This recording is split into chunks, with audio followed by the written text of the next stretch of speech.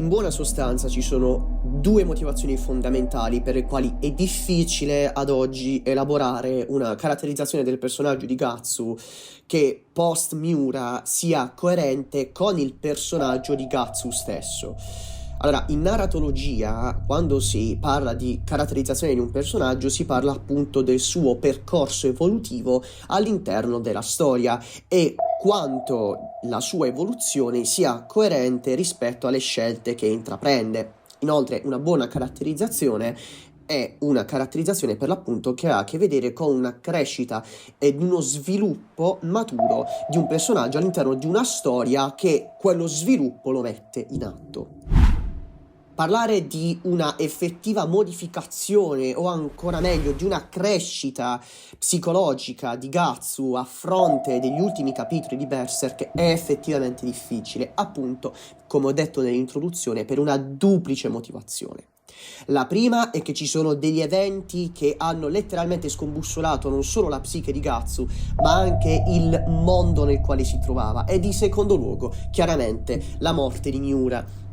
Perché la morte di Miura è un problema? La morte di Miura è un problema nella misura in cui ogni personaggio ha una forte carica autoriale. Quando si scrive una storia e quando appunto si caratterizzano i personaggi che giocheranno un ruolo in quella storia, l'autore minuziosamente descrive e sviluppa l'identità di ogni personaggio affinché abbia un ruolo. Quando l'autore viene a mancare, ma la storia permane e viene continuata da amici o comunque sia da persone editorialmente fidate e vicine all'autore, è chiaro che l'impronta è sempre un punto interrogativo, cioè noi da un punto di vista, diciamo, critica narratologica dobbiamo porci un interrogativo fondamentale, cioè quanto effettivamente è coerente la crescita di un dato personaggio successivamente alla mancanza dell'autorialità di chi quel personaggio lo aveva pensato. Ora, in Berserk è triplicemente più difficile, perché noi non solamente abbiamo la mancanza dell'autore, non solamente abbiamo non una persona che lo sostituisce, ma un intero team di sviluppo che deve mettere d'accordo più teste, ma abbiamo anche una mancanza autoriale che era immediatamente precedente a degli eventi che hanno completamente scombussolato tutto, il che vuol dire che sono degli eventi che diciamo non ci portano tanto facilmente a chiarire se l'idea dietro il nuovo sviluppo di Gatsu fosse già in mente a Miura, perché semplicemente sono degli eventi che così tanto hanno rivoluzionato il mondo e così tanto hanno impattato personalmente Gatsu che è difficile per noi avere effettivamente una modalità critica che ci permetta di discernere effettivamente come e quanto sia coerente il nuovo Gatsu con quello che Miura avrebbe voluto fosse una nuova modalità di Gatsu. Ci tengo pertanto ad evidenziare con forte consapevolezza quanto l'autorialità sia importante all'interno di un'opera di narrazione, ma a prescindere quanto l'autorialità sia importante in generale in tutte quelle opere di creazione che riguardano quindi l'immaginazione e l'attività creativa di un soggetto che appunto sono prodotte da una personalità che le descrive o da una personalità che si descrive nell'opera che produce.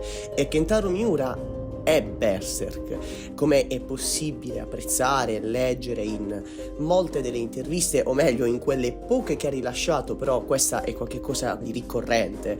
Molti degli eventi e molti dei personaggi che hanno caratterizzato e caratterizzano Berserk come storia sono stati in buona sostanza desunti da identità, da personaggi e da eventi che hanno descritto l'esistenza e la vita di Miura. Quindi Berserk non è un'opera di Kentaro Miura, Berserk è Kentaro Miura, e sotto questo profilo quindi una sostituzione dell'autore è a prescindere un'operazione che dapprima che essere ardua è praticamente impossibile.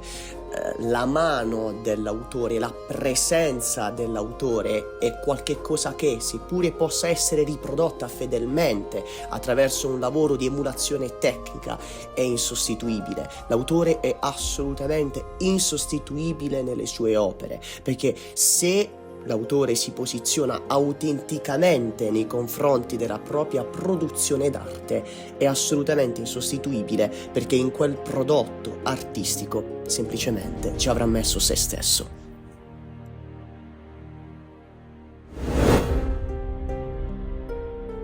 I mercenari che ritrovarono il corpo di quel neonato ancora vivo giacente ai piedi dell'albero parlavano di sventura, di cattivo presagio. Se ci riflettiamo su, ci rendiamo conto che già in quell'episodio riguardante la sua nascita si ritrovano elementi che possono, non ironicamente, definirsi una sorta di presagio di ciò che in futuro farà poi parte della vita di Guts. Ovviamente sì, in maniera diversa o in misura minore, perché il tempo non è ciclico, bensì, come ricorda Flora, una spirale. Ogni spira è un ripetersi degli eventi, ma proprio come un tornado può essere semplificato in un concatenarsi di innumerevoli cerchi che via via vanno ad accrescere il loro diametro, così nella concezione di tempo a spirale, ogni cerchio che lo compone è un ciclo temporale che in una visione macroscopica si ripete, e la variazione di grandezza di cui parlavamo prima sono invece le piccole differenze tra un ciclo e l'altro. Vi rimando al video fatto in merito con Morte Bianca che trovate su questo canale. E quindi quali sono questi presagi? La morte, in primis, i soldati di Ventura e la sua stessa madre adottiva che riversa un amore smisurato su quel bambino. Una donna di cui effettivamente sappiamo ben poco. Sappiamo solo che ha perso il senno e ha avuto un aborto spontaneo che si dice sia stata causa della sua pazzia. Qualcosa che non devo essere io a dirvi a quale personaggio sembra un po' strizzare l'occhio. Certamente, lo shock di Kashka è legato ad altro e il suo aborto non decreta la morte di quel feto, ma tenete in considerazione il discorso fatto prima. Non potete negare l'evidenza di una qualche similitudine. Il nostro focus è solitamente sempre rivolto a una ciclicità più ampia, facente parte del mondo di Berserk, perché prerogativa di chi cerca di analizzare questo capolavoro è appunto quello di scrutare ogni minimo dettaglio per cercare, con riflessioni e teorie più o meno discutibili come le nostre, di dare un senso, una logica, cercare di capire insomma questa trentennale storia dove vuole andare a parare. Molto spesso trascuriamo un dettaglio fondamentale, che quel ripetersi non è soltanto una volontà più o meno astratta che aleggia nell'universo berserkiano, ma una componente intrinseca nel destino degli stessi personaggi.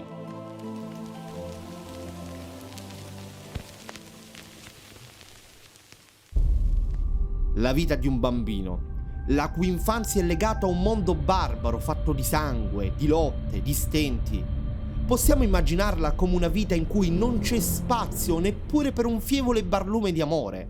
Eppure quel Guts, ancora troppo esile e minuto per poter padroneggiare con la destrezza di un vero soldato una spada grande il doppio di lui, trova una figura verso cui riversare quell'amore tipico di un infante.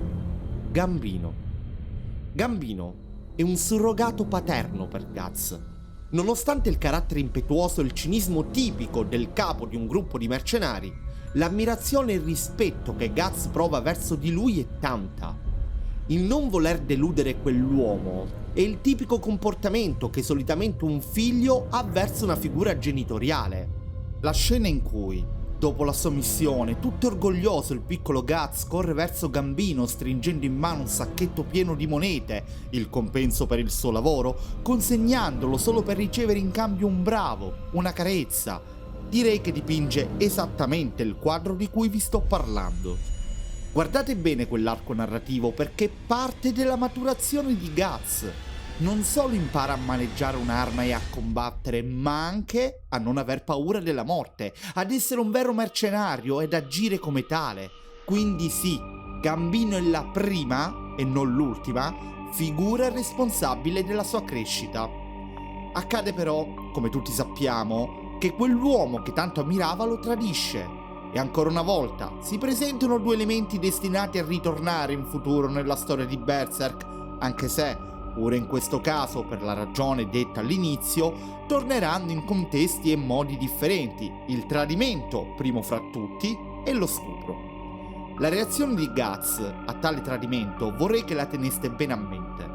L'ammirazione e il rispetto svaniscono dal suo cuore, ciò che provava verso Gambino ora diviene odio, non un odio troppo profondo, attenzione, perché non ha ancora perso la completa fiducia nel prossimo, ma si tratta comunque di un innegabile primo inabissamento del suo spirito. Quando poi, involontariamente, finisce per uccidere quel padre, accade la prima vera rottura della sua psiche. Proprio in quell'istante, metaforicamente, il bambino muore e inizia a nascere l'animale. Quindi, sintetizziamo cosa abbiamo in questa storia della sua infanzia. Ammirazione o amore verso una figura che lo porta a crescere e a maturare come persona.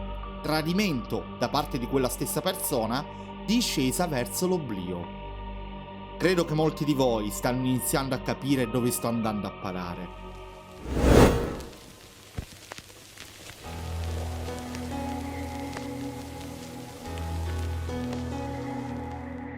La vita di questo ragazzo ormai allo sbando, possiamo immaginarla come una vita in cui non c'è spazio neppure per un fievole barlume d'amore. Tradito, abbandonato, passa la sua vita tra una battaglia e l'altra guadagnandosi da mangiare e facendo l'unica cosa che gli è stata insegnata: combattere, armato già qui di un'enorme spada effettivamente poco maneggevole ma con la quale trancia di netto gli avversari. Un cane randagio, restio a socializzare, basta persino toccarlo per indispettirlo, tratto ovviamente legato al trauma trascorso che tutti conosciamo. Ma ecco che in questo contesto fa la sua comparsa Griffith. Nuovamente, facendola breve e senza raccontare tutto lo sviluppo, in questa sua nuova fase della vita, Guts tornerà ad amare. L'amore è la predisposizione a provare sentimenti positivi e a compiere gesti positivi nei confronti di una specifica persona. Se nella prima abbiamo parlato di un amore familiare, affetto genitoriale verso Gambino, ora quest'amore assume un molteplice aspetto: amore amicale o addirittura fraterno, rivolto nei confronti di Griffith, amore cameratesco nei confronti della squadra dei falchi, che a sua volta ha tante sfaccettature a seconda di chi tra questi uomini ha legato di più con lui: Judeau, Pipin, Gaston, Rickert, e amore romantico, ovviamente nei confronti di Kashka. Facciamo prima però un appunto doveroso. L'amore amicale, o fraterno se preferite, essendo rivolta al comandante della squadra dei falchi, alla figura di spicco di tutta la banda, che ha il compito di guidare, di prendere decisioni, di condurre verso l'obiettivo, diviene anche devozione, e tale amore, in questa specifica fase, oscura, passatemi il termine, le altre due tipologie di sentimento affettivo, diventando quello più importante. Infatti tutti i soldati, incluso Guts, sono pronti a donare loro stessi per raggiungere l'obiettivo di Griffith, e persino l'amore romantico tra Guts e Kashka in più occasioni deve sopirsi. Ma nuovamente, in un ripetersi, questo affetto che ha portato Guts a crescere e maturare come persona viene tradito. E nella vostra mente si fa largo l'immagine dell'eclissi, vero? No. Il tradimento avviene nel famoso discorso tra Griffith e Charlotte, con testuali parole. Un amico è una persona che non ha bisogno di appoggiarsi al tuo sogno per vivere, né a quello di nessun altro. Un amico decide da solo quali sono gli obiettivi che vuole conseguire nel corso della propria esistenza e si batte fino a quando non li ha raggiunti. Se voi mi chiedeste chi è per me un amico, vi risponderei che è una persona che io considero alla pari di me. Il sentimento, sicuramente profondo, che nonostante quelle parole Griffith provava per Guts è un aspetto che oggi non ha rilevanza per questa nostra analisi, perché ciò su cui invece è essenziale prestare la massima attenzione è l'impatto che le parole che avete appena udito e che nascosto nell'ombra anche Guts aveva ascoltato hanno avuto sul nostro protagonista in quel preciso istante. Vi basta notare la sua immediata reazione, la sua espressione sconvolta. Si è appena reso conto che quel puro sentimento di amicizia non era veramente ricambiato, si era illuso di contare qualcosa in più per lui, quando invece, dalle parole del falco, comprende che al massimo lui è l'alfiere della scacchiera su cui Griffith gioca la partita. Certamente un pezzo importante, ma non a pari del re. Ed ecco appunto si sente tradito, ma questa volta è un tradimento diverso, dovuto non in maniera diretta a Griffith, quanto a Guts stesso, che semplicemente si era illuso. Eppure, ecco che appunto stanno iniziando lentamente a ritornare le 3 caratteristiche cicliche che predominano nella vita di Guts. Amore / affetto ce l'abbiamo già, il tradimento sta iniziando a serpeggiare. Culminerà, come tutti sappiamo, durante l'eclissi, e prestate attenzione. Sarà un tradimento così grande, così soffocante, uno tsunami nero come la pece che non solo spazzerà via definitivamente quell'amore fraterno, ma di contraccolpo cancellerà in maniera atroce tutte le figure con cui Guts poteva ancora avere un legame affettivo ed infine violerà in maniera barbara davanti ai suoi occhi con un sadismo di cui solo una figura demoniaca può essere capace anche il suo amore sentimentale. Terza fase. Questa volta Guts viene inghiottito da quell'oblio.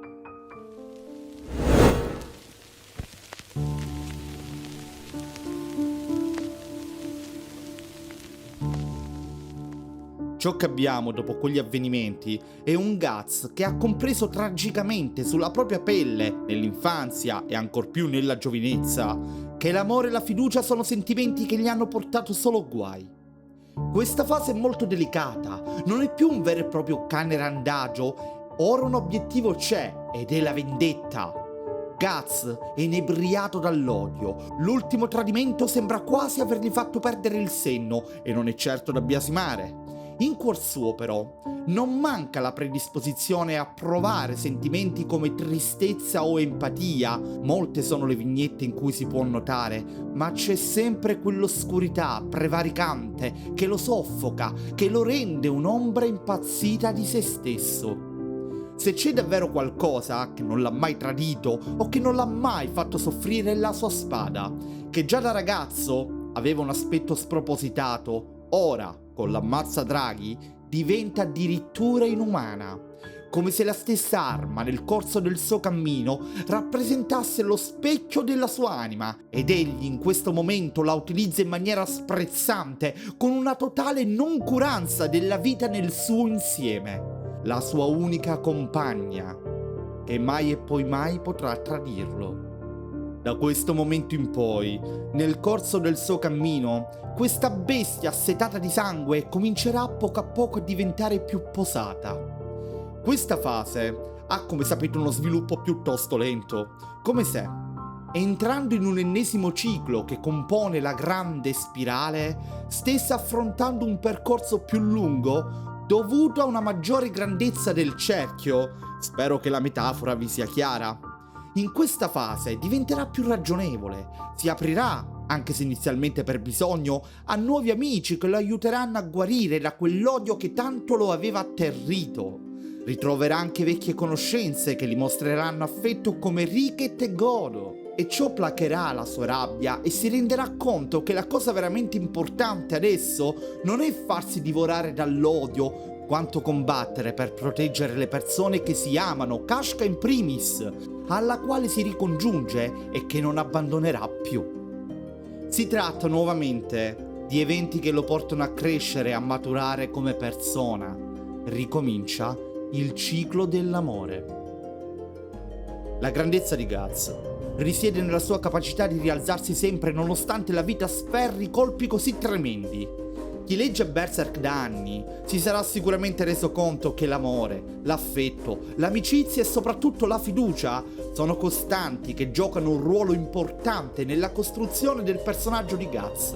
Ecco perché chi ha letto il capitolo 370 ha sentito un nodo in gola, una vera e propria pugnalata al cuore quando Guts ha rivolto quel monologo alla sua spada, la sua unica fidata compagna. Lasciatemi concludere con una riflessione a cuore aperto. Guts ha patito e il peso del suo trascorso si sente di volume in volume, capitolo dopo capitolo. Non è solo un ciuffo di capelli bianchi o qualche cicatrice a farci comprendere la crescita e l'evoluzione di quest'uomo. Quello che leggiamo da un paio d'anni a questa parte non è più il Guts dell'epoca d'oro, tanto quanto non è più quello post-eclissi. Da una parte un uomo fisicamente indurito, ma dall'altro ha smesso di inaridire il suo cuore, è diventato più ragionevole, salvo possessione della bestia. Sicuramente oggi la sua capacità in battaglia, per un motivo o per un altro, è maggiore, ma in cuor mio, da persona che da anni legge le sue vicende, mi chiedo se sia davvero pronto per l'estrema battaglia, visto che il suo avversario ha trasceso la sua umanità. E si sa, per combattere un demonio, tocca che tu stesso diventi tale. Vi ringrazio, amici miei, di aver visto questo video fino alla fine e ringrazio il carissimo Simone Santamato per aver partecipato con la sua disamina. Noi, amici miei, ci rivediamo presto con la ripartenza delle nuove pubblicazioni. In descrizione trovate i vari social e contatti per restare sempre connessi con noi. Non mi resta che salutarvi augurandovi buona vita a tutti.